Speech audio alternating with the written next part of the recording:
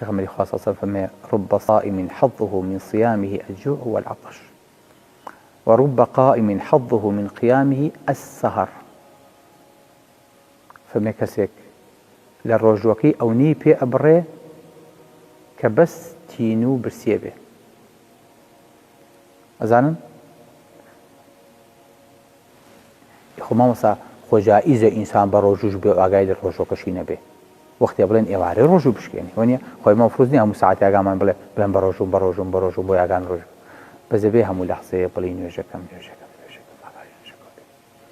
ورب قائم حظه من قيامه السهر زۆر کەس لە نوێژەکەی تەنها شەو نەخوێنی پێ ئەبڕێ یعنی هیچ ئەجر و پاداشتێکی نییە پەناگرم بەخوا هیچ ئەجر و پاداشتێکی نییە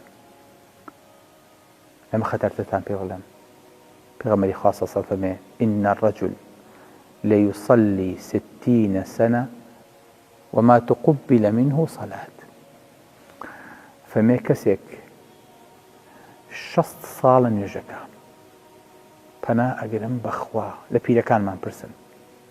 کابرا ئەڵێ 50 ساڵە 6 ساڵە نوێژەکەم ئەگەر ئاگای لە نوێژەکەی نەبێ و نەزانێت چی کردو و چی وتووە فەرمێ نوێژێکی لەوە نەژیراوە أتدرون ما المفلس يعني أم بياوا چنێکە تیجارەتەکە چنێکە یەتووەچێ چنێکە ڕاکەکە لەو سەرەوە بە ئیفلاسی لە مۆزوعەکە دەرەچێ لەو سەرەوە قاسەیەکی بەتاڵ بۆ قیامەتی خۆی بەجێهێڵێ لەو سەرەوە توێشوێک نابا لەگەڵ خۆیاکە پێی بێ نوێژ 6 ساڵە نوێژەکە بەڵێ بەڵام نەیزانیوە چۆن نوێژکە